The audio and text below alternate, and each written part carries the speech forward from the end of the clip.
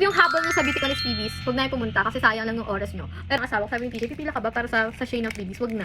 Hey guys, so today let's do some BeautyCon Haul 2026. So guys, first time ko umattend ng BeautyCon kasi ngayon ko lang siya na-check, ngayon ko lang naman siya nalalaman na may mga ganyan pa pala way back before.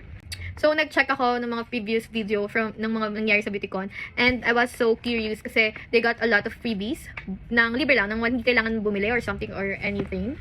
But ngayon, nung umattend ako, I must say na parang feeling ko na uto ako.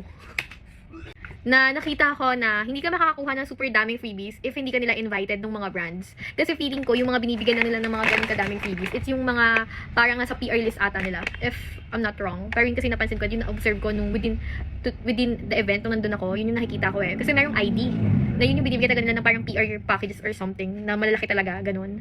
But anyway guys, wala akong nakuhang mga freebies na, kasi nag-like and follow ko, wala. Talagang yung mga eto, nakakuha ko ng freebies just because bumili ako. Bumili ako ng mga minimum purchase nila. So, yeah, let's do the haul. Dito muna tayo sa Watson, guys.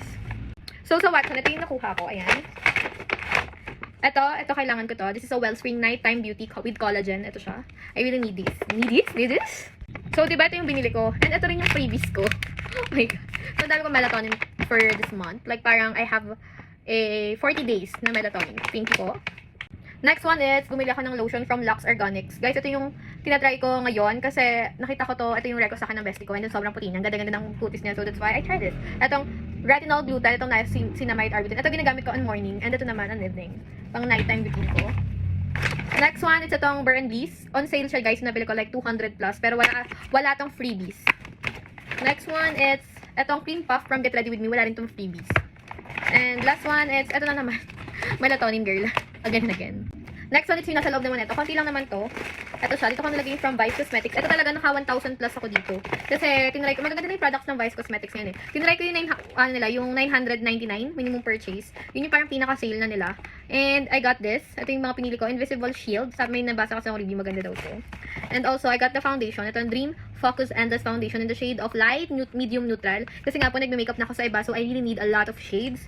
And tinry ko na rin to 24-hour Lux setting spray. Kasi ngayon, nagtitest ako ng mga iba't ibang setting spray. Kasi nga magkakaiba naman tayo ng mga skin conditions. And again, I got this mini foundation. Ito, ganito siya kalaki. Parang on-the-go foundation ko siya. Next one, it's itong Bronzer. In the shade of Achieve. Yun lang siya, guys. And yung freebies nito, ito yung freebies. Ito siya. Pouch siya, guys. Ganito yung itsura niya. Ito talaga, hindi ito yung pinakita na sa akin freebies. So, iba to. Parang clutch wallet. Ayan lang, ganyan lang. Yung pinakita na sa akin freebies, yung may tali. So, late ko na siya nakita nung nakauwi na ako. But anyway, it's really cute din naman. Parang pwede ko siya gamitin parang on the go lang. Wallet and phone lang yung kasya dito. So, okay na, hindi na ako nagreklamo. Kasi bakit pa? Nakakatamad. It's not worth of my time. Tama ba? Sagwa. Hindi siya worth it ng time. So, bahala na. Okay na yan. And last, it's from Absidy. Bumili lang ako ng color corrector nila. And then, I got the free brush na concealer brush. Yun lang. Parang, kailangan kong bumili. Parang naka 3K ako. 3K na to lahat. So, ito yung brush. Tignan natin. Kasi kabibili ko ng mga brush. But, I love brushes kasi talaga. Okay. Tignan natin. Okay, malambot naman. Ay! May tusok feels. Okay, may tusok feels. So, yeah, meron. Kaya pala pinamimigay. And, this is the peach corrector from Absidy. Wala lang. Sabi nila magaganda daw base ng Absidy. So, that's why I bought it. So, yun lang guys. That's the haul that I got from BeautyCon. Walang masyadong freebies. Pero yung Lux Organics popcorn. Pero okay na yun. Diba? Hindi naman para maghangat. Kasi para makakuha ng freebies, you need to make pila. Ayaw ng asawa ko. Sabi ni TJ, pipila ka ba para sa Shane of freebies? Wag na. So yeah, namili na lang ako. So yun lang yung mga pinamili ko kasi hindi naman parang kailangan ko. And may mga buta kong hindi na-check. So sayang. So yun lang guys. And ito pala. If yung habol nyo sa BeautyCon is freebies, huwag na yung pumunta kasi sayang lang yung oras nyo. Pero guys, if mamimili din naman kayo, mas okay din sa Orange App. But, if gusto niyo na experience ng BeautyCon, kasi makakita naman kayo ng mga artista doon, so why not try it? So, yun lang guys, that's the reminder lang na sa mga pupunta ng BeautyCon. Diba, late yung reminder ko, but anyway, if gusto niyo talaga pumunta, go for the experience, why not? Pero kung mag-shopping kayo, I suggest go to Orange Shop na lang kasi mas maganda yung deals na doon. So, yun lang guys, bye-bye!